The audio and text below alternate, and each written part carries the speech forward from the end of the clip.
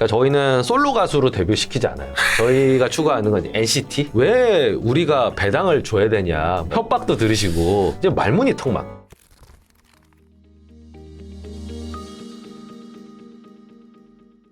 같이 투자하다 보면 이제 빠지게 되는 함정에 대해서 좀 여쭤보고 싶은데 우선은 그 전에 이거 정의를 좀 내려야 될까? 이게 사실 쉽게 한두 마디로 정의가 내려질 것 같지는 않다라는 걸 알면서도 여쭤볼게요. 한국형 가치 투자란 무엇일까? 네. 한마디로 정의한다면은 저는 가치 투자의 본질이 다르진 않다라고 생각을 하고요. 본질은 다르지 않다. 네. 90년대 후반부터 2000년대까지 저도 외국인 투자자들 많이 만났습니다. 그러니까 가치 투자분들이 한국에 들어오실 때 저희한테 많이 연락을 주셔가지고 많이 네. 제가 배우기도 하고 알려드리기도 하고 그랬는데 네. 그분들 다 큰 성공을 한국에서 거뒀거든요. 네. 그러니까 본질이 다른 것 같지는 않아요. 종목을 고르는 방식이나 이런 것들이 뭐 이견을 보이지는 않는다고 생각을 하는데 네. 다만 우리나라에는 좀 그만한 성공 케이스, 예를 들면 성공한 가치 투자 성공한 투자자 혹은 가치 투자 내지는 장기 투자가 가능함을 입증한 종목의 숫자가 네. 미국보다 적다는 거죠. 그럴 수밖에 없죠. 자본주의 역사나 시장의 그렇죠. 역사 너무 예. 짧으니까요. 그렇지만 그럼에도 불구하고 그런 회사들이 있다. 네. 없는 게 아니다. 그거는 결국 저는 사례로 보여줄 수밖에 없다고 생각을 했거든요. 그래서 한국적인 사례를 최대한 많이 담으려고 해서 붙였던 이름이 2002년도에 한국형 가치투자 전략이었고 네. 이제 그걸 계승해서 이번에도 철저하게 한국 기업들 위주로. 다만 다른 거는 그때는 이제 저희가 학생으로서 이해할 수 있는 내지는 기준에 맞는 종목들을 선 제시를 했다고 하면 네. 여기 나오는 건 제가 20년 동안 했던 경험한 종목들 바탕으로 성공담이든 실패담이든 풀었는데 한국형 사례를 많이 담는 거를 목적으로 했기 때문에 한국형이 들어갔지 본질적으로 다르지는 않습니다. 다만 현지 지식의 차이는 확실히 있어요. 그러니까 예컨대 제가 그 외국 투자하는 친구한테도 네. 남양유업 너무 싸지 않나요? 20년 전에 네. 1등이고 이런 얘기를 해서 거긴 대주주가 안 됐다. 20년 전에요? 예, 예. 거기는 그때도 홍원식 회장이 유명했어요? 그럼요. 오. 네. 예. 악명 높은 걸로. 네, 그때 몇 군데 있었습니다. 근데 그게 그때도 제가 이제 몇 군데 얘기했던 게 대표적으로 이제 남양유업, 태강산업 이런 데 절대 투자 안 한다. 이렇게 이제 했던 데들인데 그런 거에 대한 이해도가 좀 낮더라고요. 대신 뭐 그런 경우도 있었습니다. 이를테면 그쪽에 이제 금융위기의 초창기 때 한 네, 2008년 초쯤에 이미 모기지 회사, 은행 이런 데들이 미국이 많이 빠졌었거든요. 그래서 이런 거 한번 많이 빠졌는데 사도 되지 않느냐라고 제가 물어봤어요. 네. IMF에 트라우마가 있기 때문에 거꾸로를 한번 해보고 싶었던 것 같아요. 제가. 야, IMF 때는 우리나라가 거덜나서 걔네들이 와서 뭐 은행주 사고 이랬는데 거꾸로 한번 해보자. 네, 네, 네. 그때 이제 세계가 망하는지도 모르고 미국이 망하는 줄 알고 네. 그랬는데 거기 하면 안 돼. 왜냐하면 이 CEO는 이러고 이 이사회의 특징은 이렇고 지금 주가 이렇게 많이 빠졌는데 대주주가 계속 팔고 있어. 이거 되게 안 좋은 신호야. 라는 걸 보면서 각자의 현지 지식이라고 하는 게 존재를 하는구나. 어떤 기업을 이해하거나 그리고 그 기업을 오래 봤을 거 아닙니까? 저희도 그 기업을 지금만 보는 게 아니라 오래 보면서 느끼는 그 느낌들이 있거든요. 네. 이제 그런 것들이 아무래도 미국보다는 한국이 더 생생할 수밖에는 없죠.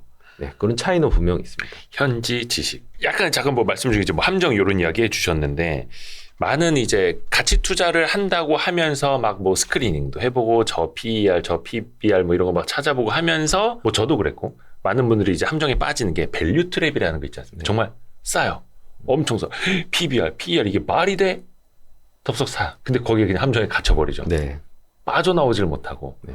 요 밸류 트랩이라고 이제 표현을 해주셨는데 요 설명도 좀 부탁드립니다. 요거 만약에 어떻게 빠져나와야 되는지까지도 좀. 또 오해를 하시는 것 중에 하나가 네. 그냥 저희가 무작정 들고 기다린다라고 생각하시는 게 물론 인내심의 길이는 더 길고요. 네. 더 시간을 많이 부여하는 건 사실입니다. 경영자를 봤다면 그 경영자가 마법을 발휘할 수 있는 시간을 저희가 줘야 되는 거고 그리고 내가 산 다음 날부터 시작의 시각이 갑자기 바뀌길 바라는 것도 현실적이지 않기 때문에 시간을 많이 보고 사는 건 사실인데요. 네. 다만 시간을 저희도 당기고 싶습니다. 그래야지 수익률이 올라가니까요. 그렇죠. 네, 기다리기 위해서 주식을 하는 거 아니까. 기다림은 일단 도구 같은 거죠. 네. 그래서 저희는 변화가 있는 회사들이 주가 결국 올라갈 거라고 생각합니다. 실적이 좋아지든 아니면 뭐 안 하던 뭐 배당을 갑자기 하든 묵혀놨던 자산을 팔든 이런 것들이 있어야지 주가가 올라간다고 생각하거든요. 근데 그거를 현 시점에서 다 알기가 어려워요. 그렇죠. 그래서 일단은 분산을 합니다. 그러니까 저희는 솔로 가수로 데뷔시키지 않아요. 저희가 추구하는 건 NCT 26명. 그러면 이제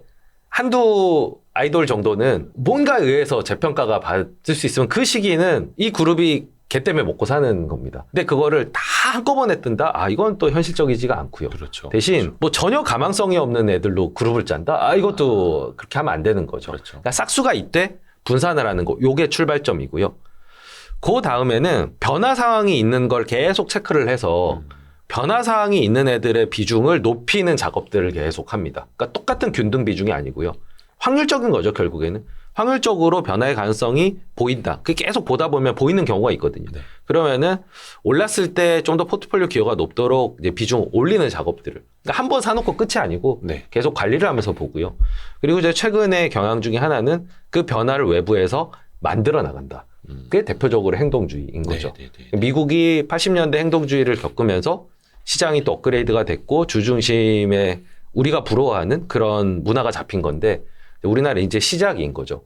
그런 의미에서 행동주의와 가치 투자가 좀 동전의 양면처럼 존재를 하고 어찌 보면 우리나라의 가치 투자로서 어떤 큰 기대를 할 수 있는 수익적인 면이든 아니면 시장의 발전적인 면이든 행동주의가 굉장히 중요한 역할을 하고 그런 의미에서 저희도 행동주의를 하고 있습니다. 그래서 저도 다른 정말 대형 자산운용사 CEO, CIO 분들한테 막 이렇게 여쭤본 적이 있거든요. 왜 저평가 가치주들을 잘 안 사세요? 안 좋아하세요? 물어보면 그거는 행동주의가 따라야만 한다. 근데 그게 1, 2년 한다고 되는 게 아니다. 너무 힘들다. 그래서 우리는 가급적 안 하려고 한다라는 분들도 있거든요. 솔직히 말해서. 근데 이제 최근에 2023년 대한민국 버전이 무수히 봐 오셨겠지만 과거에 했던 행동주의와 현재 또 그 반향이 좀 많이 뭔가 다른 게 느껴지지 않으십니까? 그렇죠.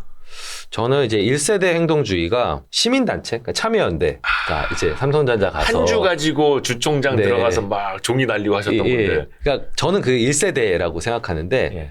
일단 회사의 어떤 부당한 그런 거래나 그때는 좀 더 뭐 지배구조라는 차원보다는 상속이나 이런 거 관련된 주주 이익을 침해한 것들 약간 편법을 막 지적을 그렇죠. 하려는. 그걸 시민단체에서 이제 네. 지적을 했는데 그때 분위기는 당신 몇 주 갖고 있어 뭐 이런 그쵸. 이제 분위기였던 게 통할 만한 그런 여건이 안 됐던 예. 결국에는 큰 성과를 못 내고 대신 이제 알렸죠. 그 다음에 나타난 게 외국 펀드에 의한 행동주의가 있었습니다. 장하성 펀드라고 이름이 붙여지긴 했지만 사실 라자드 운용에서 그렇죠. 한 거고요.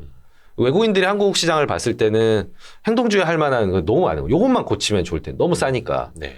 그런데 그게 소버린도 그렇고 뭐 외국 자본이기 때문에 갖고 있는 또 불리한 점들이 있었습니다. 특히 우리나라는 IMF 이후에 트라우마가 있어가지고. 네. 여론에서 굉장히 불리한 네. 입장일 수밖에 없었거든요. 네. 근데 지금 이제 3세대는 토종 펀드들이 그것도 이제 인디펜던트 하우스들이 주도하는 그러니까 네. 큰 금융사 계열 자산운용사가 아니라 큰 계열사는 행동주의를 하면은 바로 전화 옵니다. 윗선에서. 특히 이제 좀 살살 좀 대기업 고객들이 엮여 있다 보니까 이 행동주의 잘 바닥이 못하죠. 좋기 때문에 영업적으로 얽혀 있고요. 쉽지가 않거든요. 인맥도 촘촘하게 짜여져 있고. 그래서 독립계, 이거를 표방한 독립계들이 나타났다는 거, 토종 하우스들이 나타났다는 거, 이게 좀 큰 변화인 것 같고요. 그리고 그거를 진행하는 사람들이 과거의 경험, 내지는 미국의 사례, 그리고 제도에 대한 이해, 이런 걸 바탕으로 아주 정교하게 이 전략들을 짜는데 그게 과거에 비해서 좀 더 발전된 제도들, 스튜어드십 코드라든지 혹은 주주 제한을 할 수 있다든지 감사 선임을 할 수 있다든지 아니면 새로 뭐 비사이드 같은 걸 만들어가지고 개인 투자자들의 표를 모은다든지 그 의결권을 취합하는 앱입니다. 앱. 네. 네. 그런 이제 플랫폼이나 제도들이 나오면서 더 시너지를 일으키는 거죠. 그게 지금 저희가 보고 있는 이 행동주의의 발흥, 과정을 보고 있는데 과거보다는 좀 더 유효한 방식으로 진행되고 있어서 기대가 되는 게 사실이죠. VIP 자산운용도 알게 모르게 행동주의를 하고 있는 걸로 알고 있거든요. 어떻게 좀 사례가 많나요? 그러니까 언론에 보도가 되는 거는 사실 많지는 않습니다. 네. 어떻습니까? 이 수면 밑에서는. 행동주의는 제가 이제 대학생 투자자로 시작을 했잖아요. 네. 그때부터 이미 했던 겁니다. 그러니까 제가 그때 모 일간지에 사진이 난 적이 있는데 마이크를 들고 이렇게 누가 봐도 소리를 지르고 있는 사진이 그래요? 예. 오, 대표님한테서? 예, 주총장에서 오. 그 의장 이래서 네, 네. 마이크를 쥐고 소리를 질렀던 예, 그런 경험도 너가 뒤에서 이렇게 막 이거 잡고 있고 막 이러진 않아요. 뭐 거기는 이제 그러진 않은 데여서 다행인데 그때 제 피가 되게 뜨거웠고요. 심지어는 뭐 조폭들이 나오는 주총장도 가서 아우, 옛날에 주총장에 그 예. 이른바 깍두기 형님들 많았어요. 예. 많았습니다. 그런데도 이제 강단 있는 변호사랑 같이 대동해가지고 갔던 적도 있었고 근데 그때는 좀 계란으로 바위치는 느낌이었고요. 차라리 이럴 바에는 그냥 더 좋은 회사를 찾는데 시간을 쓰자. 그 정도로 좌절을 했었거든요. 하지만 행동주의의 변화 내지는 여건이 조성되는지는 계속 보고 있었죠. 근데 제도적인 변화 그리고 문화적인 변화, 특히나 이제 서학개미들이 더 높은 차원의 어떤 거버넌스를 목격하기 시작하면서 또 이게 빨라지게 된 것 같아요. 이게 당연한 줄 알고 살았는데, 야, 저기는 뭐 애플 이런 데가 자사주 소각을 40%씩이나 해서 소각시키고, 뭐 이사회가 정말 주가를 못 올리면은 대표이사를 갈아치우기도 하고 이런 걸 하는구나. 그런 거 보면서 저변이 넓어지는 거 보면서 저희도 다시 재개를 했고요. 저희가 매년 이 주총 시즌 즈음에 혹은 그냥 연중에 한 10통 이상 저희가 주주 제안을 합니다. 어떻게 보면 비공식적으로 좀 경영진 이사회에 보내거든요. 네. 대신 저희는 이제 공개적으로 싸움을 걸기보다는 좀 더 컨설팅형 그리고 좀 우호적으로 계속 제안을 하는 형태의 행동주의를 전개를 하고 있고 또 저희 한국기업 거버넌스 포럼이라는 단체를 중심으로 해서 또 많이 학습도 하고 그리고 어떤 다른 이제 운용사에서 어떤 제안을 했는데 그게 저희가 이제 주식이 있는 경우에는 사안을 판단해서 뭐 표를 던지기도 하고 저희가 주도하진 않지만 저희 갖고 있는 종목들이 많으니까요. 그런 식으로 행동주의를 전개하고 있습니다. 뭐 몇몇 뉴스나 기사를 통해서 좀 사례가 나오기는 했습니다만 뭐 아세아 같은 경우는 그래도 보도가 많이 된 케이스고 그거 말고도 수면에 많이 있고 그렇습니다. 아세아가 사실은 대표적인 경우고 근데 사실 요쯤에서 드는 생각은 말이 잘 통하면 조용히 가는 거고 말이 잘 안 통하고 회사가 주주들이 얘기를 안 들어주면 그때 이제 막 수면 위로 들고 올라가는 약간 그런 단계입니까? 네, 저희는 조금 더 인내심이 있는 것 같고요. 왜냐하면 이게 너무 초창기 때부터 그러니까 정말 왜 우리가 배당을 줘야 되냐 뭐 이런 이제 말문이 턱 막 그런 적이 있었고 저는 그 세대까지는 아닙니다만 이제 이채원 의장님은 배당을 달라 그랬더니 자꾸 이러시면 배당 안 할 겁니다. 그나마 주던 배당도 안 할 겁니다. 안 한다. 협박도 들으시고. 그러니까 그 시기를 거쳐왔기 때문에 저희는 조금 더 인내심은 있는 편인데 그래도 다행인 건 아세아만 하더라도 저희가 이제 의견을 제시한 이후로 뭐 자사주도 사고 심지어는 최근에 자사주 소각 발표도 나왔었거든요. 기보유분에 대한 소각도 나오고 뭐 배당 정책도 발표하고 그래도 좀 더 호응을 해주고 있어서 뭐 속도가 만족스럽진 않지만 그래도 꾸준하게 반응이 있다라고 생각합니다. 아세아가 그 시멘트랑 제지하는 그 그렇습니다. 지주회사죠. 그렇죠. 그럼 아세아가 소각할 게 많네요. 시멘트도 그 소각할 거 많고 제지할 때도 소각. 심지어는 이제는 옛날에 자사주 매입이라도 해주세요가 저희 소박한 바람이었는데 요즘에는 소각 아니면 인정 안 합니다 수준까지 이제 주주들의 어떤 눈높이나 맞아요. 그 개념 이런 것들이 발전하는 속도가 굉장히 빨라서 저는 기대가 많이 됩니다. 그러니까 예전에 투자자들은 자사주 매입 정도만 해도 감지덕지 막 이랬는데 이제는 매입 공시가 나면 소각 단어 없어? 소각 단어 소각 아니면 인정 안 해. 어차피 나중에 나오면 또 저게 오버행이고 또 시장에 또 풀릴 수 증자가 되는 개념이라고 저희가 굳이 얘기하지 않아도 그런 반응이 오는 걸로 봐서는 저는 당분간 한국장은 이 행동주의를 통해서 한국의 거버넌스, 기업 거버넌스가 발전해 나가는 걸 보는 걸 좀 관전 포인트로 삼으셔도 맞습니다. 좋은 수익 발굴의 재료가 될 것 같습니다. 또 대한민국 국민 중에 정말 그 1,400만 명이나 주식 투자에 참여하고 있기 때문에 기업들도 무시할 수가 없고 또 정부가 또 정치권도 정책을 만들 때 그 1,400만 주식 투자자들을 이제 중심에 두고 생각을 하기 시작했다라는 점. 그래서 얼마 전에 금융위원회 자본시장 국장님이 저희 출연을 했거든요. 그런 영상을 많은 분들이 많이 보셔야 되는데. 그래도 이렇게 계속 큰일 났습니다. 뭐 경제 위기입니다. 뭐 이런 영상을 다들 많이 보고 계시고. 그래도 저는 뭐 이 정도만이라도 변화하는 게 그렇죠. 서서히 조금씩. 그리고 뭐 저는 주가도 그렇고 이런 운동도 그렇고 사실 이제 토마토 케첩 같다고 생각하는데 이게 토마토 케첩이 이렇게 반 정도 있을 때 흔들어 잘 안 나오잖아요. 그렇죠. 근데 이게 흔들다가 나오기 시작하면 팍팍 나오잖아요.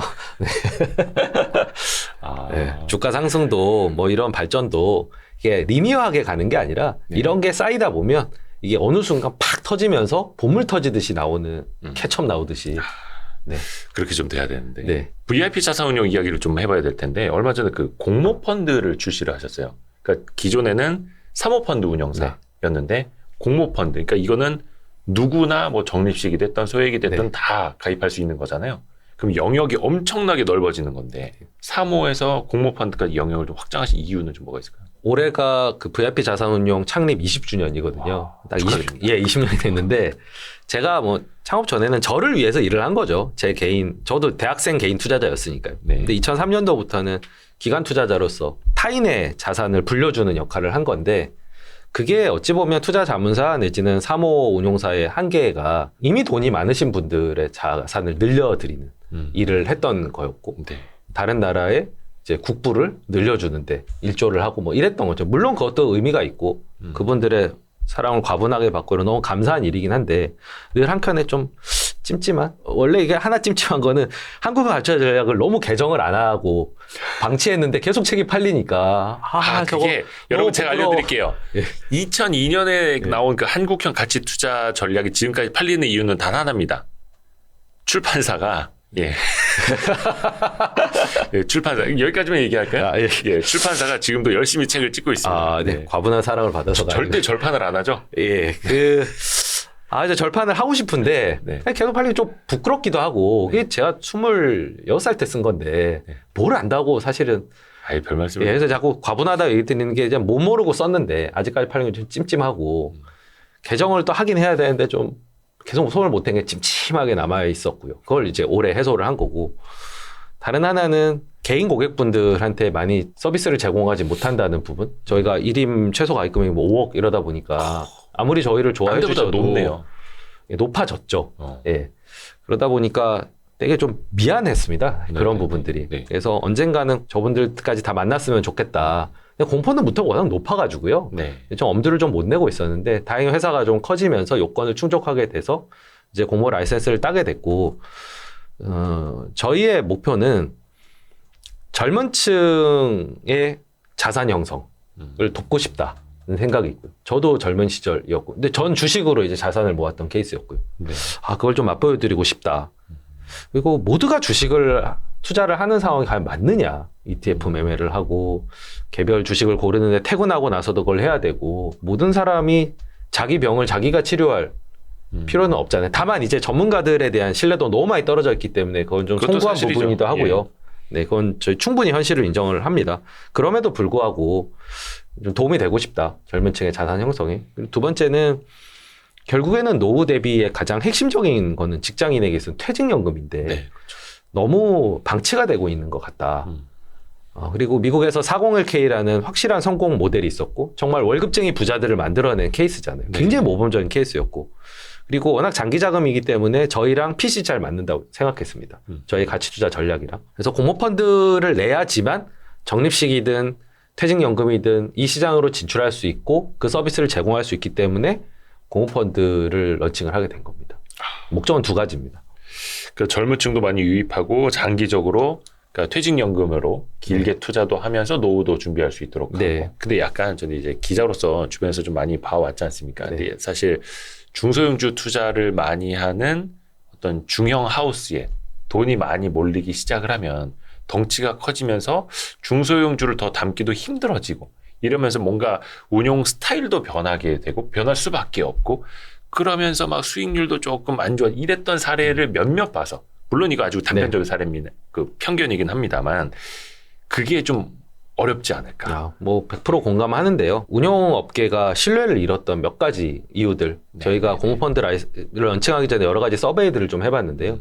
가장 불만이 일단 불만에 앞서서 좀 두려우신 거는 손실 날까 봐 두려워하시는. 그래서 저희가 그 첫 번째 공모펀드는 마이너스 10%까지를 저희가 떠안아드리는 VIP 자산운용이 자기 자본으로 떠안아드리는 그렇게 펀드를 설계를 했던 거고요. 그 완판됐죠. 예, 그가 저희가 이분들의 두려움이 뭔지를 그래도 이해를 좀 했던 것 같습니다. 그러니까 반응들이 있었다는 걸로 봐서는. 네. 손실이 날까봐 두려우신 부분. 저희 뭐 길게 가면은, 사실 저희도 3년 단위로 봤을 때 마이너스를 낸 적이 없어서 길게만 가시면 되는데 또 그걸 기획할 때는 너무 시장이 안 좋았을 때였거든요. 작년이었으니까요. 네. 일단 이걸 해소해드리자 해서 그렇게 설계를 했고요. 불만의 포인트는 첫 번째는 마이너스 수익률이 나도 수수료를 가져가는 불합리함, 공정하지 않다라고 생각하시는 부분이 하나가 있더라고요. 그 부분이랑 두 번째는 수익률 좋다고 해서 맡겼더니 급속하게 자산이 커지면서 내가 가입한 이후부터 수익률이 안 나는 이 기현상 그것들이 계속 반복이 되었던 부분들을 기억을 하시더라고요. 네. 그래서 저희는 수익률이 안 나면은 수수료를 안 받는 펀드로 현재 설계를 하고 있고요. 예, 2호 펀드? 2호 펀드지 사실 메인 펀드? 그거는 이제 성과 보수만. 네. 성과 보수형 공모 펀드인 거죠. 마이너스가 나면은 수수료 안 받겠습니다. 근데 이게 저희한테는 익숙한 게 저희 일임의 대부분이 성과형입니다. 그러니까 수수료가 없으면은 저희가 수익이 없어요. 그러니까 너무 저희는 익숙하거든요. 그리고 그게 훨씬 마음이 편하고 마이너스 나는데 수수료 받아가는 거 저희도 사실은 마음 굉장히 불편하거든요. 익숙한 방식이라서 저희는 그걸 시도를 해볼 거고요. 그리고 사이즈가 어느 정도 커지면은 소프트 클로징을 할 겁니다. 더 이상 받지 않는 식으로. 혹시 그게 예정된 금액이 있나요?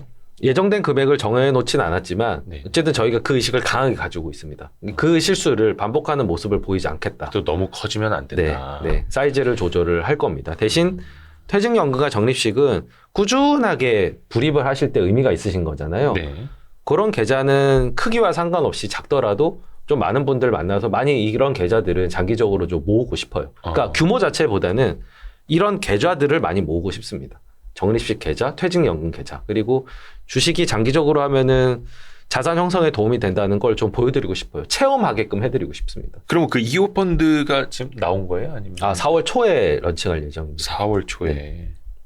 이거 또 저도 그게 저희한테는 이제 덜퍼스트 1호 펀드는 사실 저희의 어떤 의지를 좀 보여드리는, 저희도 이제 공모펀드 시장에 데뷔합니다라는 소위 서비스 상품이었고요. 그래서 300원 한정판으로 해서 바로 완판이 됐던 거고, 4월 초에 나오는 메인 펀드는 계속 열어놓고 이제 퇴직연금과 적립식으로 계속 만날 텐데, 이거는 한정판으로 해서 닫고 이런 건 아니지만 어느 정도 사이즈가 되면은 저희가 조절을 반드시 할 겁니다. 또 이제 많은 분들이 좋아하시는 게 그 대학생 시절부터 하셨고, 대학생 신분으로서 투자 자문사를 차렸었고, 그게 자산 운용사가 됐고, 지금 3조 원이 넘는 운용을 하고 계시고, 그래서 아주 오랜 시간 20년 넘게 시장에서 평판이 계속해서 체크가 된, 혹은 그게 또 현재 진행형인 분들이다 보니까 그래서 또 믿음이 있는 것 같습니다. 혹시 언제까지 투자하실 계획이세요? 이렇게 연령으로 봤을 때 버핏이나 먼 것처럼 가능합니까? 이게 롤모델의 영향을 확실히 받는 게, 네. 그 제 롤모델이 아직까지 현업에 계시잖아요. 저는 그분 돌아가실까봐 2014년에 버크셔 주총을 다녀왔는데 네네네. 아직까지 살아계시고 아직까지 현역에 계시잖아요. 웃으면 안 되는데. 예. 그래서 일단 현역에 대한 개념 자체가 상당히 좀 긴 편입니다. 대신 뭐 못하는데 계속 뭐 노역으로 하는 그런 걸 바라진 않고요. 어떻게든 체력과 머리가 허락하는 대로 계속 루틴을 지키면서, 그리고 저한테는 사실 이거 일이기도 하지만 취미이기도 해서 좀 덕업일치라서 좀 오래 하고 싶긴 하거든요. 근데 이제 잘해야 되겠죠. 근데 잘하려면 체력도 좋아야 되고 공부도 계속 열심히 해야 되니까 그런 걸 계속 하되 어떻게든 최대한 늘리고 싶고요. 지금 저희가 뭐 공식적인 레코드로 한 1200%인데 그래도 은퇴할 때는 만 단위는 좀 그래도 봐야 그래도 증명하느라고 열심히 했네. 저희 회사의 존재 의미가 한국에서 가치 투자를 증명한다인데 네. 그 정도 돼야 증명했다라고 좀 볼 수 있지 않을까. 그 꼭 달성 한번 해보고 싶습니다. 그러면은 지금 한 50년은 더 하셔야겠네요. 좀 땡길 수는 없을까요? 45년? 네, 45년 정도는. 이게 복리가 있기 때문에 사실 해외 저희 가치 투자 펀드들도 계속 학생 때부터 계속 봤거든요. 네. 근데 정말 이게 순식간에 10,000%까지 가는 게 이게 복리가 있어가지고 그쵸. 예를 들면 저희 지금 뭐 1200번 이제 원금의 13배가 된 셈이거든요. 네. 여기서 이제 다시 2배가 되면 26배가 되고 이렇게 깨지지 않고 복리로 가게 되면은 도달을 할 수도 있겠다라는 생각이 들어서 그걸 좀 보기도 했고. 그래서 진짜 그 땡겨보겠습니다. 예. 아니 근데 저는 그 최준철 김민국 대표 보면은 한국의 워런 버핏과 찰리 먼거가 생각이 나서 저도 항상 그 바람 그런 게 있거든요. 머리가 다 희끗해지고 배가 이만큼 나오고 한 70, 80대에서도 와이스트리 구독자분들을 계속 만나고 싶다. 저도 그랬으면 좋겠습니다. 그러니까 나이 드신 편집장님과 이제 나중에 이제 이렇게 거의 몸도 못 가나 배 이렇게 돼갖고 요즘은 무슨 종목 사고 계세요? 이렇게 하는 거죠. 네. 골프 카트 타고 다니면서. 그때는 가치 투자 참 사람들이 안 믿었는데, 그때 그래도 시작하신 분들, 이 방송 보고 그래도 시작하셨던 분들이 고맙다고 아직까지 막 편지를 주세요. 이런 얘기 들을 수 있으면 참 보람될 것 같아요. 그때 주린이들이 지금 50년째 하고 있다 막 이런 거. 근데 그때도 뭐 또 테마주 쫓아다니시고 또 주식하면 안 되고 주식하면 패가망신 이러면은 정말 자괴감 올 것 같습니다. 아닙니다. 있을 겁니다. 네, 좀 변화를 좀 기대를 해봅니다. 그리고 참 김민국 대표님도 좀 한번 저희가 모시고 싶어가지고 네. 한번 김민국 대표님한테는 전화를 따로 이제 한번 올리도록 하겠습니다. 네, 저희 회사의 행동주의인 대부분 김명욱 대표가 진행을 하고 거기에 시간을 좀 많이 쏟다 보니까 네. 아무래도 방송에 내놓은 건 제가 좀 하는데 여기 보면 행동주의 파트가 또 들어가 있습니다. 아, 네. 네, 그 내용은 또 김명욱 대표가 좋습니다. 다 썼거든요. 근데 저는 김민국 대표님을 한 번도 뵌 적이 없어요. 말씀은 진짜 많이 들었는데 그때 회사 갔을 때도 안 계셨었나? 뭐 바쁘다 했는데 못 뵀었고, 그렇죠. 그래서 김민국 대표님이 이게 실존하는 인물이 맞나 싶기도 신비주의는 아닌데 신비주의 너무 신비주의신 것 같은데 그래서 저희 Y 스트릿에서 한번 좀 모셔서 네. 편안하게 좀 이야기할 수 있는 행동주의의 시간을 한번. 경험이 굉장히 많습니다. 네. 그럼 또 할 말 이제 많으실 겁니다. 좋습니다. 그래서 한국형 가치 투자 이 책도 저도 아주 유익하게 봤고 많은 분들도 유익하게 좀 봐주시길 바라겠습니다. 오늘도 최현철 대표님 정말 감사합니다. 네, 불러주셔서 감사합니다. 고맙습니다. 네, 감사합니다. 고생하셨습니다. 네. 고생하셨습니다.